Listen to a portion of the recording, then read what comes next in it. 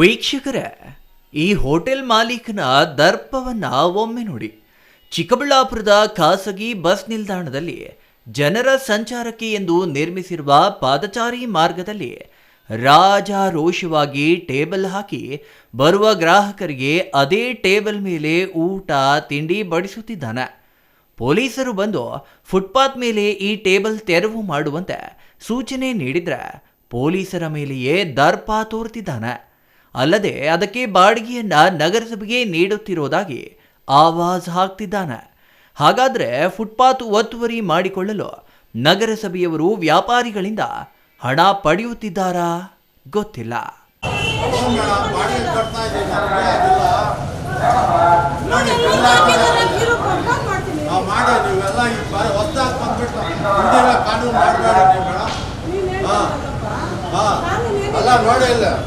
ಹಾಕಿಲ್ವಾ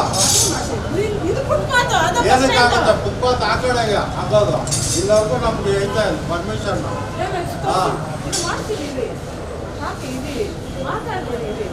ನೀವು ಇಲ್ಲದೆ ಇರೋ ಕಾನೂನು ಹೊಸದಾಗೆಲ್ಲ ಮಾಡಬೇಡಿ ಮೇಡಮ್. ಅಲ್ಲ, ಹೊಸದಾಗಿ ಬಂದ ಇಲ್ಲದೆ ಇರೋ ಕಾನೂನು ಇಷ್ಟು ವರ್ಷ ಇದ್ರು ಯಾರು ಬಂದಿಲ್ಲ.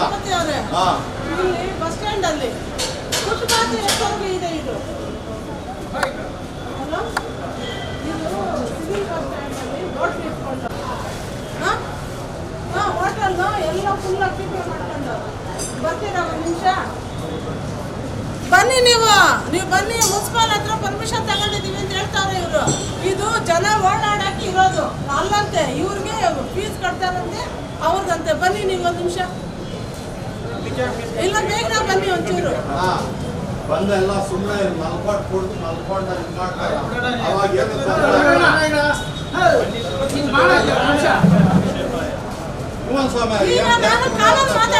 ಕಾನೂನು ತೋರಿಸ್ತೀನಿ. ಆಯ್ತು ಮೇಡಮ್, ಇದು ರಿಕ್ವೆಸ್ಟ್. ಇದೆಲ್ಲ ಅಸಹ್ಯ ಆಗುತ್ತೆ ಮೇಡಮ್. ಓಡಾಡೋ ಜನ ಹತ್ರ ಹೋಟ್ಲು ತಿನ್ನೋದು, ಪಾತ್ರೆ ತೊಳೆಯೋದು, ನೀರು ಇಟ್ಕೊಳ್ಳೋದು ಏನಿದು ಅಂಗಡಿ? ಅದು ಅಂಗಡಿಯಲ್ಲಿ ಇಟ್ಕೊಳ್ಳಿ, ನಾನು ಕೇಳಲ್ಲ. ಇದು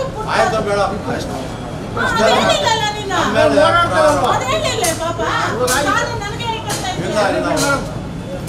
ಅದೆಲ್ಲ ಇರ್ಬೇಕು.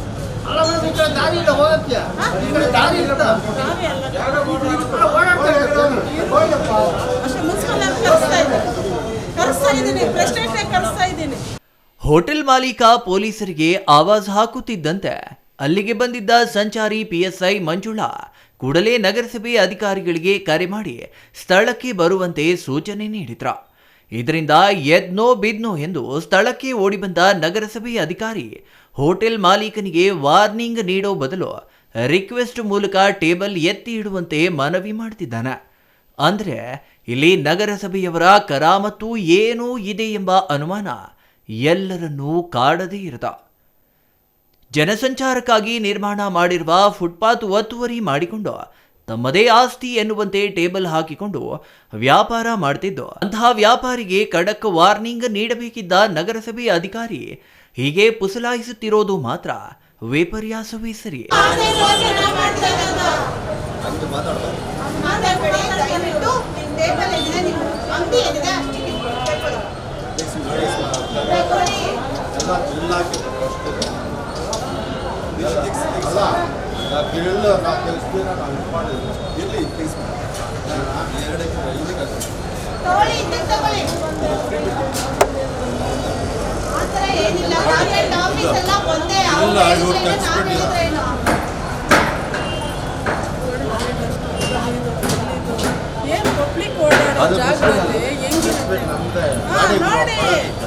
ನೋಡಿದ್ರಲ್ಲ ನಗರಸಭೆ ಅಧಿಕಾರಿಯ ಪೇಚಾಟವನ್ನ. ಹೀಗೆ ಫುಟ್ಪಾತ್ ವ್ಯಾಪಾರಿಗಳೊಂದಿಗೆ ಇಷ್ಟು ನಯ ವಿನಯ ತೋರಿಸಲು ಕಾರಣವೇನು ಎಂಬ ಪ್ರಶ್ನೆಯನ್ನ ಜಿಲ್ಲಾಧಿಕಾರಿಗಳೇ ಈ ಅಧಿಕಾರಿಗೆ ಕೇಳಬೇಕಿದೆ. ಚಿಕ್ಕಬಳ್ಳಾಪುರದ ಖಾಸಗಿ ಬಸ್ ನಿಲ್ದಾಣದಲ್ಲಿರುವ ಈ ಹೋಟೆಲ್ ಪಾದಚಾರಿ ಮಾರ್ಗವನ್ನ ಸಂಪೂರ್ಣವಾಗಿ ಒತ್ತುವರಿ ಮಾಡಿಕೊಂಡಿದ್ರು. ಖಡಕ್ ವಾರ್ನಿಂಗ್ ನೀಡಲು ಸಾಧ್ಯವಾಗದ ಈ ನಗರಸಭೆ ಅಧಿಕಾರಿಗಳಿಂದ ನಗರದ ಸ್ವಚ್ಛತೆ ಮತ್ತು ಒತ್ತುವರಿ ತೆರವು ನಿರೀಕ್ಷೆ ಮಾಡಲು ಸಾಧ್ಯವೇ? ಇಂತಹ ಹೋಟೆಲ್ ಮಾಲೀಕರಿಗೆ ಕೇವಲ ದಂಡ ವಿಧಿಸಿದರೆ ಸಾಲದು, ಕೂಡಲೇ ಇವರ ಪರವಾನಗಿ ರದ್ದುಪಡಿಸುವ ಕೆಲಸವೂ ಆಗಬೇಕು ಎಂದು ನಾಗರಿಕರು ಆಗ್ರಹಿಸಿದ್ದಾರೆ. ಇನ್ನು ಇಲ್ಲಿ ನೋಡಿ, ಇದು ನಗರದ ಖಾಸಗಿ ಬಸ್ ನಿಲ್ದಾಣವೇ. ಅಂಗಡಿಯ ಶೋಕೇಶ್ ಅಂಗಡಿಯನ್ನು ಬಿಟ್ಟು ಫುಟ್ಪಾತನ್ನ ಎಷ್ಟು ಆವರಿಸಿಕೊಂಡಿದೆ. ಅದರ ಆಚೆ ನೀರಿನ ಬಾಟಲ್ಗಳು ಎಷ್ಟು ಜಾಗವನ್ನ ಆಕ್ರಮಿಸಿಕೊಂಡಿವೆ ಎಂಬುದನ್ನು ನೋಡಿ. ಈ ಅಂಗಡಿಗೆ ಮಾತ್ರ ಪೊಲೀಸರು ವಾರ್ನಿಂಗ್ ನೀಡುತ್ತಿದ್ದಂತೆ ಅದನ್ನ ಒಳಗೆ ಸರಿಸುವ ಕೆಲಸ ಮಾಡಿದ್ರ. ಇನ್ನು ಇಲ್ಲಿ ನೋಡಿ, ಸಂತೆಯಲ್ಲಿ ರಾಶಿ ಹಾಕಿದಂತೆ ತರಕಾರಿಯನ್ನ ರಸ್ತೆ, ಫುಟ್ಪಾತ್ ಯಾವುದನ್ನು ನೋಡದೆ ವಿಸ್ತಾರವಾಗಿ ಹರಡಿಕೊಂಡು ವ್ಯಾಪಾರ ಮಾಡುತ್ತಿರುವ ತರಕಾರಿ ವ್ಯಾಪಾರಿಯನ್ನು ನೋಡಿ. ಇವರಿಗೆ ಜೀವನಾಧಾರ ಬೀದಿ ವ್ಯಾಪಾರ. ಹಾಗಂತ ಇಡೀ ಬೀದಿ ಇವರಿಗೆ ಬರೆದುಕೊಟ್ಟವರಂತೆ ಫುಟ್ಪಾತ್ ಮತ್ತು ರಸ್ತೆ ಆಕ್ರಮಿಸಿಕೊಂಡು ವ್ಯಾಪಾರ ಮಾಡಲು ಇವರಿಗೆ ಅವಕಾಶ ನೀಡಿದವರು ಯಾರು? ಈ ಪ್ರಶ್ನೆ ಕೇಳುವವರೇ ಇಲ್ಲದ ಕಾರಣ ಇವರಿಗೂ ಚಿಕ್ಕಬಳ್ಳಾಪುರದ ಯಾವುದೇ ಮುಖ್ಯ ರಸ್ತೆಯ ಫುಟ್ಪಾತು ಜನರು ಸಂಚರಿಸಲು ಕಾರಣ ಸಿಗದ ಸ್ಥಿತಿ ನಿರ್ಮಾಣವಾಗಿದೆ. ಇವತ್ತು ನಾನು ನನ್ನ ಸಿಬ್ಬಂದಿ ಎಲ್ಲನೂ ಫುಟ್ಪಾತ್ ಮೇಲೆ ಎಲ್ಲ ಫುಟ್ಪಾತಲ್ಲಿ ಅಂಗಡಿಗಳಿಟ್ಕೊಂಡು ವ್ಯಾಪಾರ ಮಾಡಿಕೊಂಡು ಸಾರ್ವಜನಿಕರು ಓಡಾಡೋಕ್ಕೆ ಅನಾನುಕೂಲವಾಗಿರುತ್ತೆ. ಸಾರ್ವಜನಿಕರು ಅದು ಫುಟ್ಪಾತ್ ಎಲ್ಲ ತೆರವುಗೊಳಿಸಬೇಕು ಅಂತ ನನ್ನ ಬಳಿ ಹೇಳಿದ್ದರಿಂದ ಹಾಗೂ ನಮ್ಮ ಮೇಲಾಧಿಕಾರಿಗಳು ಸಹ ಫುಟ್ಪಾತ್ ಅಂಗಡಿಗಳೆಲ್ಲ ತೆರವುಗೊಳಿಸಿ ಸಾರ್ವಜನಿಕರು ಓಡಾಡೋದಕ್ಕೆ ಅನುಕೂಲ ಮಾಡಿಕೊಡಿ ಅಂತ ನನಗೆ ಸೂಚನೆ ನೀಡಿದ್ದರ ಮೇರೆಗೆ ನಾನು ಮತ್ತು ನನ್ನ ಸಿಬ್ಬಂದಿ ಹಾಗೂ ನಗರಸಭೆ ಅಧಿಕಾರಿಯಾದ ಚಲಪತಿ ಸರ್ ಅವ್ರನ್ನ ಕರೆದುಕೊಂಡು ಇವತ್ತು MG road, Bagepalli road, court road, civil bus stand total ಫುಟ್ಪಾತಲ್ಲಿ ಯಾರ್ಯಾರು ಅಂಗಡಿಗಳಿಟ್ಟಿದ್ರು ಅವ್ರಿಗೆಲ್ಲ ತೆರವುಗೊಳಿಸಿ ಇದು ಪಿಟಿ ಕೇಸ್ ಹಾಕಿರುತ್ತೇನೆ. ಅದೇ ರೀತಿ ಕೋಟ್ಪ ಸಿಗರೇಟ್ ಸೇದೋರ ವಿರುದ್ಧ ಮತ್ತು ಕೋಟ್ಪ ಅಂಗಡಿ ಯಾವುದು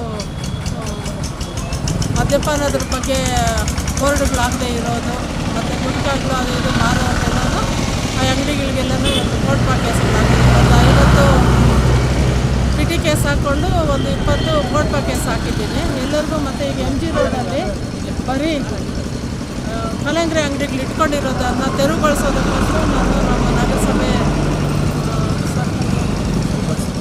ಚಲಪತಿ ಸರ್ ಅವ್ರು ಕರ್ಕೊಂಡು ಇವತ್ತೆಲ್ಲ ವಾರ್ನ್ ಮಾಡಿದ್ದೀವಿ. ನಾಳೆ ಎಲ್ಲ ರಿಮೂವ್ ಮಾಡಿಸಿ ಹೇಳಿದ್ದೀವಿ. ಒಟ್ಟಿನಲ್ಲಿ ಜನರ ಮಾತಿನಂತೆ ಚಿಕ್ಕಬಳ್ಳಾಪುರ ಸಂಚಾರಿ ಪೊಲೀಸರು ಈ ಫುಟ್ಪಾತ್ ತೆರವು ಕಾರ್ಯಾಚರಣೆಯನ್ನ ಇಂದಿಗೆ ಮಾತ್ರ ಸೀಮಿತಗೊಳಿಸಲಿದ್ದಾರಾ ಅಥವಾ ನಿರಂತರವಾಗಿ ಮುಂದುವರಿಸಿ ಪಾದಚಾರಿಗಳ ಸಂಚಾರಕ್ಕೆ ಅನುವು ಮಾಡಿಕೊಡಲಿದ್ದಾರಾ ಎಂಬುದನ್ನು ಮುಂದಿನ ದಿನಗಳಲ್ಲಿ ಕಾದು ನೋಡಬೇಕಿದೆ. News bureau, CTV news, Chikkaballapur.